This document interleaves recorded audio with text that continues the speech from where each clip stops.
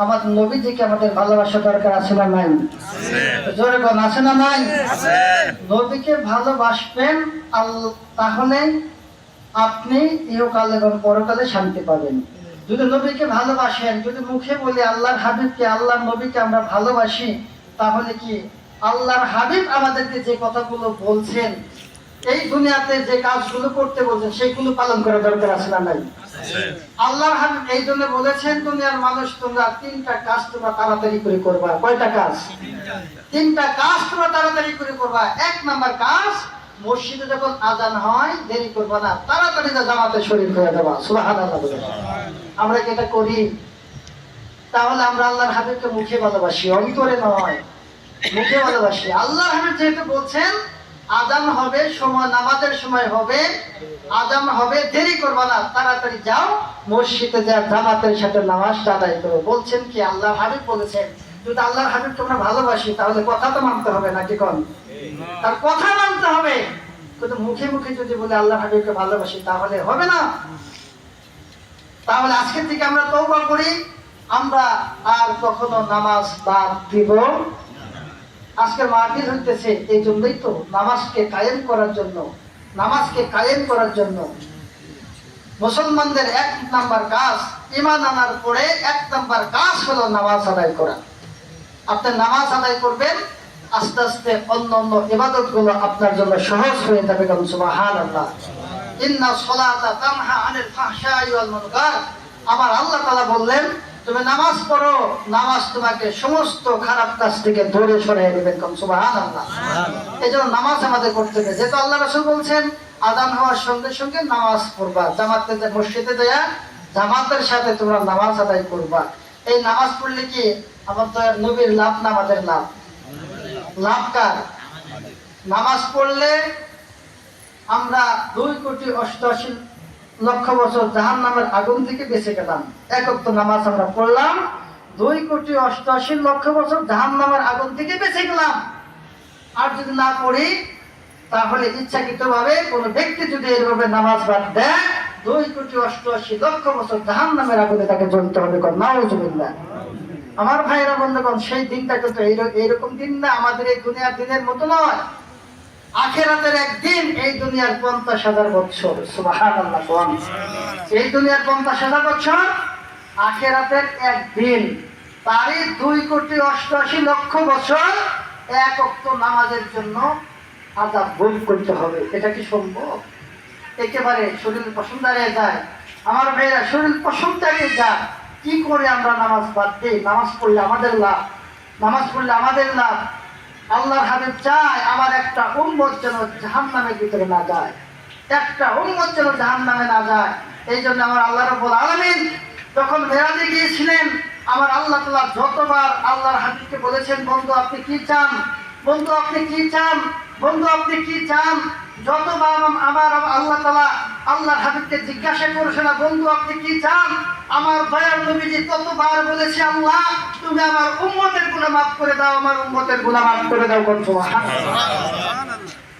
আমার দয়ার নবীজি উম্মত ছাড়া কিচ্ছু বোঝে না, কিচ্ছু বোঝে না। এই জন্য হাসরের ময়দানে আমার দয়ার নবীজি জাহান্নামের গেটের কাছে দাঁড়িয়ে থাকবেন, ডেকে ডেকে বলবেন আমার উম্মতেরা তোমরা চিন্তা করো না, আমি হাসরের ময়দানে আছি, আমি তো হাসরের ময়দানে আছি, তোমরা চিন্তা করো না, আমার একটা উম্মতকেও আমি জাহান্নামে যাইতে দেব না। সুবহানাল্লাহ। এই জন্য ঈমান নিয়ে যদি আপনি কবরে যেতে পারেন তাহলে হাসরের ময়দানে আমার দয়ার নবীজি আমাদের সাফায়াত করে করে জান্নাতের ভিতরে দিয়ে দিবেন। সুবহানাল্লাহ।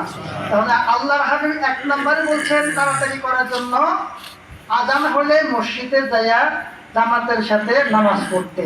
আমরা এই আমলটা ইনশাআল্লাহ করার জন্য চেষ্টা করব। আল্লাহ পাক তৌফিক দান করুন, জোরে বলেন আমিন। 2 নম্বর যে কাজটা করার জন্য বলছেন সেটা হলো মানুষ যখন মারা যায়, মানুষ তখন মারা যায়, মারা যাওয়ার পরে দেরি না করে যত তাড়াতাড়ি সম্ভব তার দাফন কার্য সমাধান করা, তার দাফন কার্য সমাধান করা। এটা বলছেন আল্লাহ রাসূল সাল্লাল্লাহু আলাইহি ওয়াসাল্লাম, তাড়াতাড়ি করার জন্য বলছেন। কিন্তু আমরা তো এটা করি না, অনেক সময় আমরা দেরি করি, এবেলা করি ওবেলা করি, রাত্রি রাখি, অথবা একদিন পরেও আমরা অনেক সময় দাফন করে থাকি। আল্লাহ রাসূল বলছেন তাড়াতাড়ি দাফন করতে। আমরা আল্লাহ রাসূলের এই কথাটাও ইনশাআল্লাহ মানার জন্য চেষ্টা করব। 3 নম্বর যেটা বলছেন ছেলে মেয়ে যখন বিবাহের উপযুক্ত হয়ে যায় তাড়াতাড়ি তার বিবাহের বন্দোবস্ত করে দাও। তাড়াতাড়ি বিবাহের উপযুক্ত হয়ে গেছে, তাড়াতাড়ি বিবাহের বন্দোবস্ত করে দাও। কারণ ওই সন্তান যখন বড় হবে, বিবাহের উপযুক্ত হয়ে যাবে, তাকে বিবাহ না করলে খারাপ কাজ ঘটার সম্ভাবনা থাকে। যদি এরকম কোনো ঘটনা ঘটে যায় তাহলে যে পাপ হবে ওই পাপ মা এবং বাবার আমলনামায় দেওয়া হবে। নাউজুবিল্লাহ। আল্লাহর হাবিব আমাদের যে কথাগুলো বলছেন, যে কথাগুলো কি আমাদের জন্য উপকারী না অনুপকারী? কম। প্রত্যেকটা কাজই, প্রত্যেকটা কথাই আমাদের জন্য উপকারী। আল্লাহ রাসূলের প্রত্যেকটা সুন্নাত আমাদের জন্য ঔষধ। যেরকম সুবহানাল্লাহ, প্রত্যেকটা সুন্নাত আমাদের জন্য ঔষধ।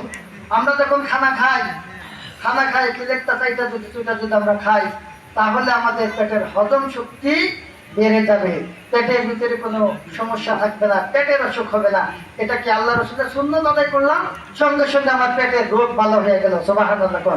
তাহলে আল্লাহ রাসূলের প্রত্যেকটা সুন্নাত আমাদের জন্য ঔষধ হিসেবে কাজ করে। সুবহানাল্লাহ।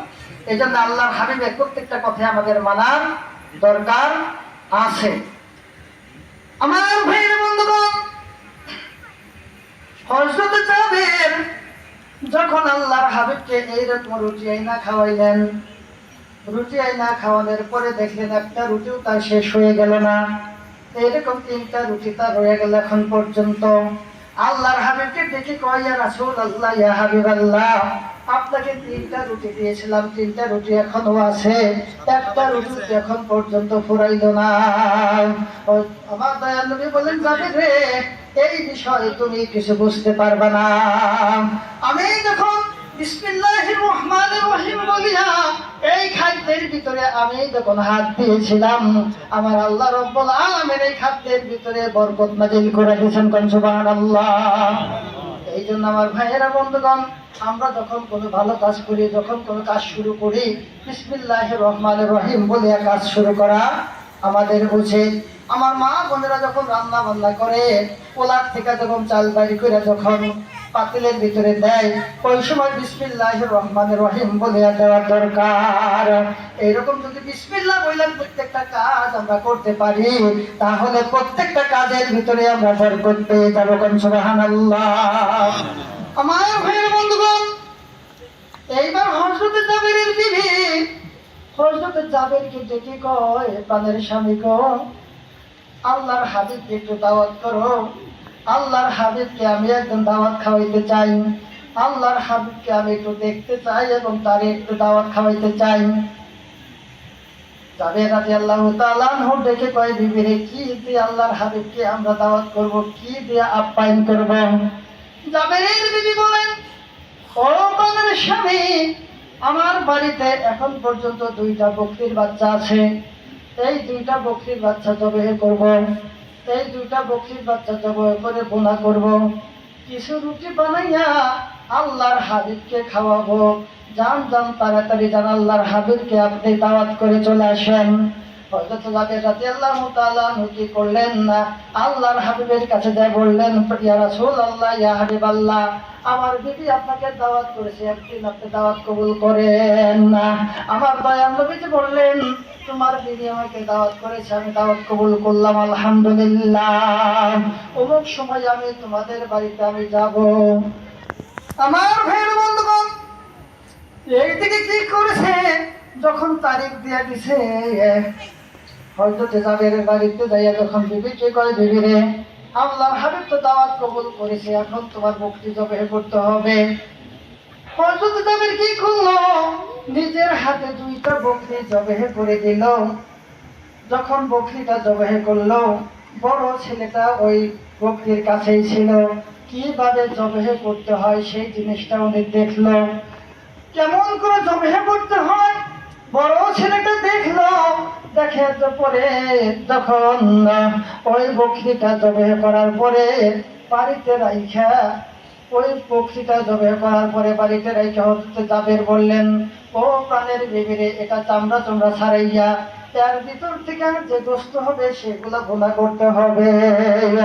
আমার মায়েরা বন্ধুগণ, হযরত জাবের চান্দা চান্দা ছাড়াইয়া যখন গোস্তটা বের করে বিবির কাছে দিয়ে বললেন, পানের বিবি গো, তুমি এগুলো ভুনা করতে থাকো, আমি আল্লাহর হাবিবকে একটু আগাইয়া নিয়ে আসি। এমন সময় হযরত জাবের যখন আল্লাহর হাবিবকে আগাইয়া আনতে গেছেন, এই দেখতে জাবেরের দুইটা ছোট সন্তান, বড় ছেলেটা তো জবে করা দেখেছে, ছোট ছেলেটা ঘুমন্ত ছিল। ছোট ছেলেটা ঘুমের থেকে উঠে কয়, ভাই গো, এই বকরিটা কেমন করে জবে করেছে, একটু আমারে তুমি দেখাইয়া দাও। ওই বড় ছেলেটা কয়, বাইরে তুই আমার কাছে আয়, কেমন করে বকরি জবে করেছে আমি তোর একটু দেখাইয়া দে। আমার ভাইয়ের বন্ধুগণ, ওই বড় ছেলেটা কি করছে, ছোট ছেলেটাকে যেভাবে খাসি শোয়াইয়া জবে করেছে, ওই ছোট ছেলেটাকে ওইভাবে শোয়াইয়া যেরকম ভাবে খাসিটা জবে করছে, বড় ছেলেটা ওইভাবে ছুরি চালাইয়া ছোট ছেলেটার মাথা তার বডি থেকে আলাদা করে ফেলছে।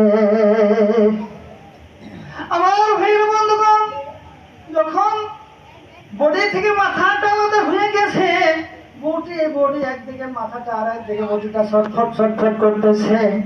এইদিকে জাবেরের বেবি তো এটা কিছুই বোঝানে না, কিছুই বোঝে নাই, এই ঘটনা ঘটে গেছে কিছুই তোলে বুঝতে পারে নাই। কিছুক্ষণ পরে যখন ছোট ছেলেটার খোঁজে গেছে, ছোট ছেলেটা কোথায়, যায় দেখে ঘরের ভিতরে নাই। উনি যখন যে জায়গার ভিতরে খাসিটা বকরি জবে করা হয়েছিল, ওই জায়গার ভিতরে যখন গেলেন, যাইয়া দেখেন ওই ছোট ছেলেটার বডির ভিতরে আর মাথা নাই। এইবার আপনারা চিন্তা করে দেখেন, মা যখন সন্তানের এইরকম লাশটা দেখলো, মায়ের মনটা তখন কেমন হয়ে গেছে, মায়ের কলিজাটা তখন ছিদ্র হয়ে গেছে। আল্লাহর হাবিব বলেছেন, দুনিয়াতে মা বাবা জীবিত থাকার পরে কোন সন্তান যদি দুনিয়া থেকে বিদায় হয়ে যায়, ওই সন্তান বিদায় হওয়ার খবর যখন মায়ের কাছে আসে, মা যখন এই সংবাদটা শুনে, সঙ্গে সঙ্গে মায়ের কলিজার ভিতরে একটা ছিদ্র হয়ে যায়। যাদের এগুলি যখন এই জিনিসটা দেখলো, উনি পাগল হয়ে গেল, আরে কি হয়ে গেল, আমার সন্তানটা দুনিয়া থেকে বিদায় হয়ে গেল। বড় ছেলেটা কাছে দাঁড়ানো ছিল, বড় ছেলেটা হতভম্ব হয়ে গেছে। জাবেরের বিবি যখন বড় ছেলেটাকে ধরার জন্য গেছে, বড় ছেলেটা দৌড়াইয়া পালানোর চেষ্টা করেছে। দৌড়ে যাইতে একটা গাছের সাথে বাড়ি নাইয়া বড় ছেলেটা মাথাটা পাইটা দুনিয়া থেকে বিদায় হয়ে গেল। এবার জাবেরের দুইটা সন্তানের দুনিয়া থেকে বিদায় হয়ে গেছে। এইবার বিবি কি করে, একদিকে রহমাতুল্লিল আলামিন বাড়িতে আসবে, তাকে দাওয়াত করেছি, এখন আমি কি করব। বিবি তখন অন্তরে কাঁদতেছেন, আর মনে মনে চিন্তা করতেছেন, আমার সন্তান গেছে, আমার সন্তান গেছে, কিন্তু রহমাতুল্লিল আলামিন যদি আমার বাড়িতে আইসা বেজার হইয়া যায়, তাহলে তো আমি আখিরাতে কোনো উপায় পাবো না। এই জন্য তাদের বিবি কি করলো, মনের আগুন মনের ভিতরে রাইখাই দুইটা সন্তানকে ঘরের ভিতরে শোয়াইয়া চাদর দিয়ে ডাইকে রাইখা উনি কি করলেন, সেই বকরির গোশতগুলো ভুনা করলেন, রুটি উনি তৈরি করলেন। আল্লাহর হাবিব যখন বাড়ির ভিতরে চলে আসলেন, আল্লাহর হাবিব বাড়ির ভিতরে চলে আসার পরে ঘরের ভিতরে দিয়া যখন খানা দানা করাইতেছেন, খানা দানা করাবেন, আমার আল্লাহ রাব্বুল আলামিন জিবরাইল আলাইহিস সালামকে বললেন, জিবরাইল যাও আমার নবী দেখো, আমার বন্ধু যখন এখন খানার ভিতরে হাত লাগাবে, যাও আমার বন্ধুকে জানাইয়া দাও, আমার বন্ধু যেন জাবেরের দুইটা সন্তান ছাড়া খাবার না খায়। সুবহানাল্লাহ। জাবেরের দুইটা সন্তান ছাড়া যেন খানা না খায়। আল্লাহর হাবিব এই কথা যখন শুনলেন, আল্লাহর হাবিব জাবের কি বললেন, জাবের রে, তোমার সন্তানেরা কোথায়, তোমার সন্তানদেরকে নিয়ে আসো, তাদেরকে সাথে নিয়ে খানাগুলো খাই। হযরত জাবের ওই সময় পর্যন্ত জানে না তার দুইটা সন্তান দুনিয়া থেকে বিদায় হয়ে গেছে। বিবির কাছে গেছে, বিবির ডাক ডাকার প্রাণের বিবি, আমাদের দুইটা সন্তান কোথায়, তাদেরকে দাও। আল্লাহর হাবিব তো তাদের ইশারা খানা খাইবে না। এইবার বিবি আর কোনো কিছু বুঝতে পারলাম না, কি করবেন কি বলবেন না। সব কিছু যখন তাদেরকে ভেঙে বললেন, তাদের স্বামী আপনি দুঃখ করেন না, আমাদের দুইটা সন্তান এইভাবে দুনিয়া থেকে বিদায় হয়ে গেছে। এই জায়গার ভিতরে দুইটা সন্তান চাদর দিয়া ডেকে রেখেছি। এই সংবাদ যদি আল্লাহর হাবিব জানতে পারে, তাহলে তো আল্লাহর হাবিব আমাদের বাড়িতে খানা খাবে না। আল্লাহর হাবিব যদি বেজার হয়ে যায়, আমরা আমাদের আর রক্ষা থাকবে না। আমার ভাইয়ের বন্ধুগণ, অন্তত জাবের কিছুক্ষণ কান্নাকাটি করার পরে আল্লাহর হাবিবের কাছে আয়েশা, ইয়া রাসূলুল্লাহ, ইয়া হাবিবাল্লাহ, আপনি খানা খান, আপনি খানা খান। আমার সন্তানেরা এখন খাবে না, এখন তারা খানা খাবে না, আপনি তাদেরকে রেখে একটু খানা খান। আল্লাহর হাবিব বললেন, জাবের রে, আমি তোমার সন্তান ছাড়া খানা খাবো না। এইভাবে যখন রাগারাগি করতে লাগলেন, আল্লাহর হাবিব বললেন, তোমার সন্তান ছাড়া আমি খানা খাবো না। হযরত জাবের কি করলেন না, ওই সময় আল্লাহর হাবিবকে বললেন, ইয়া রাসূলুল্লাহ, ইয়া হাবিবাল্লাহ, তাহলে একটু কষ্ট করে আপনি আসেন, আমার সন্তানদেরকে আপনি একটু দেখে যান, তারা ঘুমাইতেছে, আপনি একটু দেখে যান, তারা ঘুমাইতেছে। আল্লাহর হাবিবকে যখন ওই রুমের ভিতরে নিয়ে যায়, যাইয়া দেখে জাবের দুইটা সন্তানকে চাদর দিয়া ডাইকা রাখছে। আল্লাহর হাবিব ওই জাবের দুইটা সন্তানের কাছে যাইয়া জাবের দুইটা সন্তানকে লক্ষ্য করে ডাক দিয়া কয়, জাবের দুই সন্তান রে, তোমরা তাড়াতাড়ি উঠে এসো, আমি তোমাদের সাথে খানা খাবো। সুবহানাল্লাহ। আল্লাহর হাবিব তখন বিসমিল্লাহ বলে ওই দুইটা সন্তানকে ডাক দিলেন। সঙ্গে সঙ্গে জাবের দুইটা সন্তান না তাজা হইয়া আল্লাহর হাবিবের সঙ্গে হাত মুসাফা করলেন। সুবহানাল্লাহ। আল্লাহর হাবিবকে এই ক্ষমতা আমার আল্লাহ দিয়েছেন। আল্লাহর হাবিব ডাক দিয়েছেন, তাদের দুইটা সন্তান আর মৃত্যু থাকতে পারেন না। আল্লাহর হাবিব কি করলেন, তাদের দুইটা সন্তান লইয়া ওই বাড়িতে উনি দাওয়াত খাইলেন। সুবহানাল্লাহ। আমার দয়াল নবীকে আমার আল্লাহ তাআলা এত বড় মর্যাদা দান করলেন না, এত বড় ক্ষমতা দান করলেন না। এই নবীর প্রেমে আমাদের পাগল হওয়া দরকার আছে না নাই? এমন তো রোদের নবী আর হবে না, এমন তো রোদের নবী আর হবে না, উম্মতের লাগিয়া নবী দেওয়ানা, উম্মতের লাগিয়া নবী দেওয়ানা। আল্লাহুম্মা সাল্লি আলা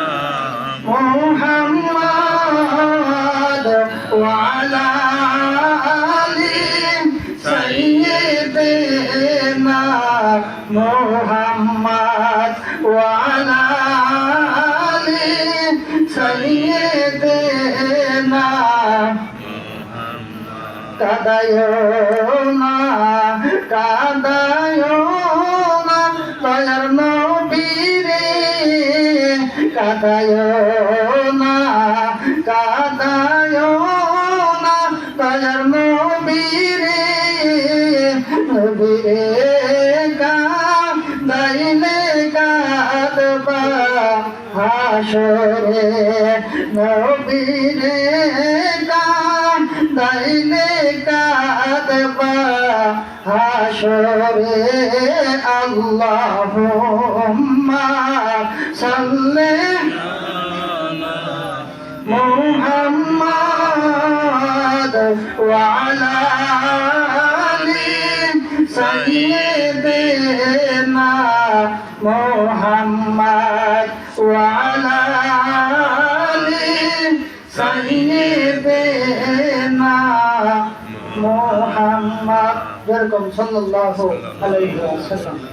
আমার ভাইরা বন্ধুগণ, আসলেও আমাদেরকে সবচেয়ে বেশি ভালোবাসতে হবে আল্লাহর হাবিবকে। আল্লাহর হাবিব বলেছেন, লা ইলাহা আহাদুকুম হাত্তা আকুনা আহাব্বা ইলাইহি মিন ওয়ালিদিহি ওয়া ওয়ালাদিহি ওয়ান নাসি আজমাইন। আল্লাহর হাবিব বললেন, যে ব্যক্তি তার সন্তান, স্ত্রী, পুত্র এবং কি নিজের জীবনের চাইতে আমি হাবিবকে ভালোবাসতে না পারলেও ওই ব্যক্তি পূর্ণ মুমিন হইতে পারেন নাই। এই জন্য আল্লাহর হাবিবকে আমাদের জীবনে যেতে বেশি ভালোবাসতে হবে। আল্লাহ পাক আমাদেরকে তৌফিক দান করেন, জোরে বলেন আমিন। আমি আপনাদের মাঝে নবীদের